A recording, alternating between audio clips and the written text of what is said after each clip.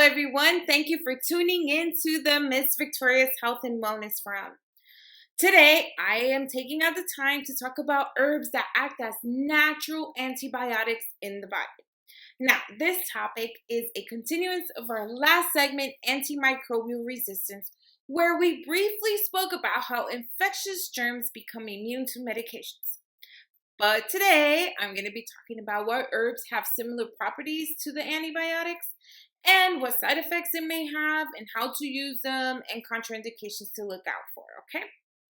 So to start this segment on a clean note, I am not a doctor. This segment is for educational purposes only, and I would like you to take out the time to read the disclaimer at the end of the video. Now, that being said, this segment, it might take about 10 to 12 minutes. And the reason is because I'm going to be going over 4 different herbs that I use frequently as natural antibiotics. So please just have a little patience because you are going to learn a lot today.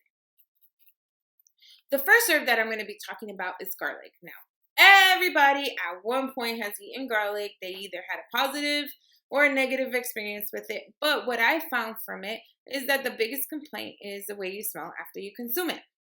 But I want you to think about if you knew that garlic has an antibiotic property, will you start eating more of it? If you knew that garlic can help you stay healthy and boost your immune system and fight away bacteriums, would you consume it? Now, a scientist by the name of Louis Pasteur, the same man that was responsible for the pasteurization and the smallpox vaccine, did confirm that garlic has an antibacterial effect against gram-positive and gram-negative bacteria, such as Salmonella, E-Coli, Staph, H-pylori, and other bacterial infections. And if I start going through those, we're going to be here all night. But first of all, the idea of consuming garlic may not seem very appealing to others. But if you chop or crush garlic and you eat it in that manner, it tends to activate this enzyme called allanase. Some people call it Allison. Now, I call it Allison. And Allison in itself contains a broad range of antimicrobial and antibacterial defense molecules. And the strengths of this enzyme are useful towards almost any kind of microbe, okay? Even antibiotic resistant strains.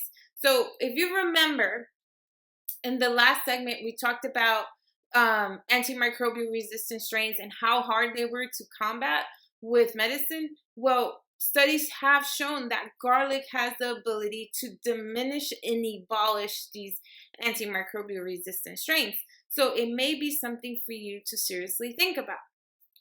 Now, if you're not crazy about eating it, I do have good news for you. There are some supplement manufacturers that they actually produce odorless garlic tablets, and you can take those in replacement of eating crushed or chopped up garlic. Another one is that they make garlic oil, and you could also consume that, and that's an extraction of the oil from the garlic, and that also has the allanase or the Allison enzyme in it. Now, with garlic, there are possible side effects. And I hate saying that there is actually a side effect to something natural, but some natural products do have it, and garlic is one of them. Now, Allison has the ability to thin out blood. So if a person has issues and they're taking blood thinning medications or aspirin, vitamin E, or ginkgo, or even people who are taking medicines for diabetes, this is a precaution to take. It may not be safe for you to consume garlic in high levels. But if you are interested in consuming garlic, the best thing to do is to talk to your doctor. He knows your medical history way better than I do, and he might be able to suggest what dosages or whatnot that you should be taking, okay? Now, another one that I really like, and a lot of people are going to think this is insane, is sage. Now, sage is not only used as a smudge stick. Sage is another wonderful gift of nature.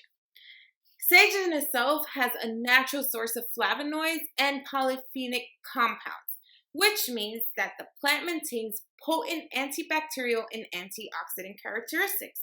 So much so that some people use it in food. And why they use it in food is because it ensures that food-based bacteria do not contaminate the body, and that sage actually helps decrease the replication and kills the bacteria. So pretty much if they use sage in their cooking, they're warring off a lot of the contaminants. So it will keep you healthier. By doing so, what would you think that sage would do for you if you ate something with a contaminant in it? So some people like to season their foods with several things. I like to season it with garlic and rosemary, sage. So if you were to start eating raw sage, like in they sell them in the supermarkets in these little plastic containers that look like this big. Well, if you were to start eating that with your food freshly, you can actually decrease the activity of food-based bacteria in your food. So it's something for you guys to keep in mind. Sage has also been used for your mouth and your teeth. So a lot of people who have gingivitis or they tend to get a lot of infections of the mouth, they use sage and they claim that it does soothe them. The third herb that I'm going to be talking about is olive leaf. Now, some people may think that olive leaf is overrated.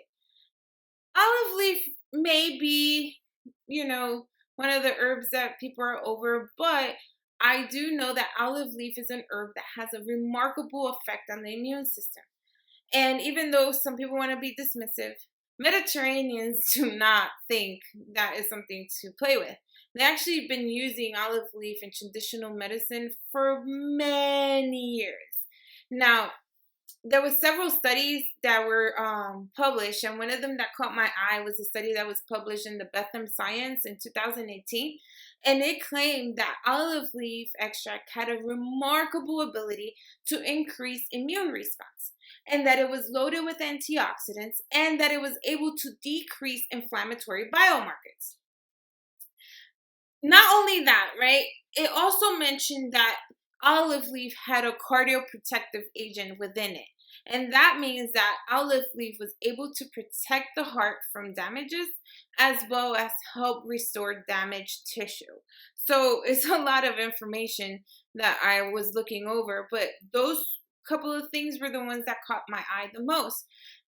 One of the favorite parts of the study that I was reading was that it was explaining that olive leaf had the ability to improve and modify human response, meaning that it can actually increase your CD8, your NK cells, as well as your T cell helpers. So a person that may have HIV or an autoimmune disease, they will benefit from taking olive leaf.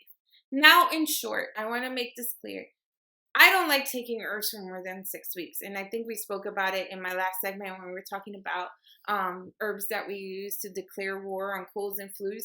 I recommend that if you're going to take olive leaf, because its ability of flushing out all the good and bad bacteria, for you to think about taking a probiotic with it, because that's going to help restore all the good bacteria back into your system. And we know that if you don't have probiotics or good flora, then you start suffering from other urinary tract infections, kidney infections, and other types of infections because we flushed out all the good bacteria. So please take a probiotic when you're taking olive leaf. The last one we're going to talk about is oregano oil. I like oregano oil. In January, actually, I got a weird upper respiratory infection. It was actually undiagnosable, which was the first for me. I thought it was the flu, and then the doctor tested me for that. It wasn't the flu. And it was like a matter of 24 hours when my eyes got bloodshot red and my ears felt like they wanted to explode and my neck was hurting. It was this horrible infection. And I went through 3 bouts of conventional antibiotics, and it did not help. So, of course, me being who I am, I went ahead and bought a little jar of oregano oil, about probably an ounce, and I started putting the oregano oil in my ears, which when I told my doctor I did that, he almost killed me because he said that wasn't a good idea. But what I did learn, and I read some articles written by some microbiologists, it stated that oregano oil is a potent natural antimicrobial, antifungal, and antiviral, right? and that it was a very powerful antibiotic. And obviously, after 3 bouts of antibiotics and not getting any relief, I felt that I needed to try absolutely anything. So I started putting it, and what I did find was that first I had the aftertaste of oregano oil in my mouth all day, but that I was able to kill the activity of the microbes. So the ear infections started to go away. So just to tell you that it is so strong that oregano oil has been proven by several microbiologists that it helps kill MRSA stains. What about that? That it also helps decrease the microbial replication in open wounds. So if this herb has this type of potency, it's something that we all have to think about. And I don't worry about the stripping of the flora with the oregano oil, unlike the olive leaf. So it's something for us to keep in mind. Now, as a wellness practitioner, and with some of the other people that I work with, some physicians or other medical professionals, I agree that the main thing that we have to be aware of is preventing the range of infectious diseases. So if you have an infectious disease, you have to find the best course of treatment. If you want to go in a holistic route, yay. If you want to go into a conventional route, you know what's best for you. So all I'm concerned about, and a lot of the medical professionals are concerned about, is the spread of disease. We don't want it to become severe or even take your life.